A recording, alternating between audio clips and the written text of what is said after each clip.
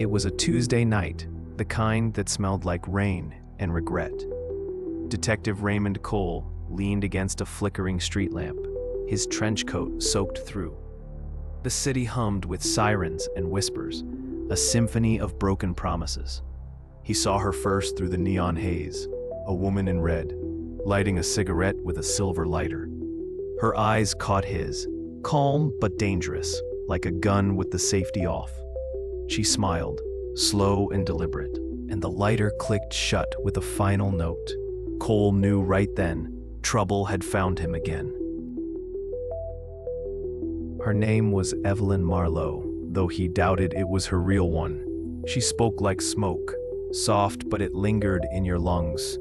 They met in a diner that hadn't closed since the Depression. Her lipstick left a crimson mark on her coffee cup, a silent confession in porcelain. Cole listened to her story, or at least the parts she wanted him to hear. He could tell she was lying, but the lies were prettier than the truth. And in this city, pretty lies paid the rent. She wanted protection from what she never said clearly. Something about men who knew too much and wanted her gone. Cole had seen this play out before. Damsels in distress always had blood on their hands. He told himself it was just another job, but his gut said otherwise. The air between them was thick with unspoken danger. He watched the rain crawl down the window, like time slipping through glass. He should have walked away, but instead, he asked where to start. They drove through the city in silence, the hum of the engine masking their thoughts. Streetlights cut the darkness into pieces, flickering like dying memories. Evelyn's perfume filled the car, equal parts heaven and warning. Cole could feel the weight of the revolver in his coat, a reminder of why trust was a bad habit. She told him to head toward the docks, a place where good men vanished. He asked who they were meeting, but she only said, "You'll see." The way she said it made him wish he wouldn't. The docks smelled of oil, salt, and old sins. Shadows moved where no one should be.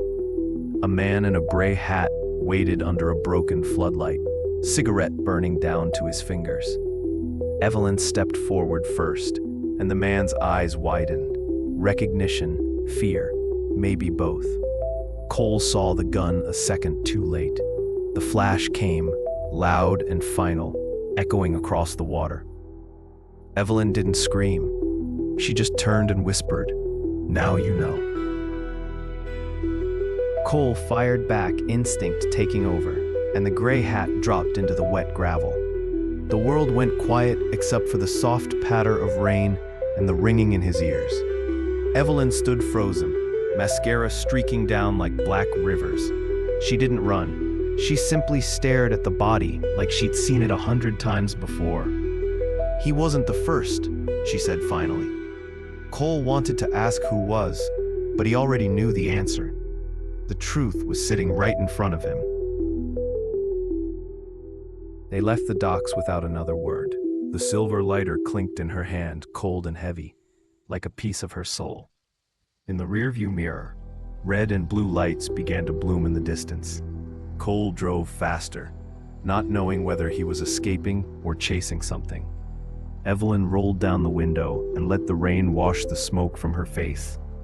The city behind them looked almost peaceful, if you didn't know better.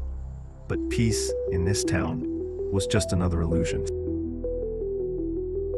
By morning, the papers were calling it a gang hit.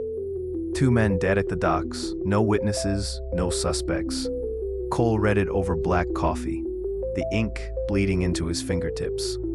He could still smell her perfume, still hear the click of that damned lighter. He told himself it didn't matter, just another job gone south. But deep down, he knew he was already part of her story. And in noir tales, stories never end well. That night, Evelyn showed up at his door again, same red dress, same look in her eyes. "They know," she whispered, trembling but defiant. Cole wanted to slam the door, but instead, he stepped aside. The lighter flashed once more, silver against the dark. The flame danced between them, fragile and fatal. "You trust me?" she asked. He didn't answer, but he didn't need to. When the police came hours later, the apartment was empty. Only the smell of gunpowder and perfume remained. On the table lay the silver lighter, engraved with a single letter, C. Outside, the city moved on, indifferent as ever.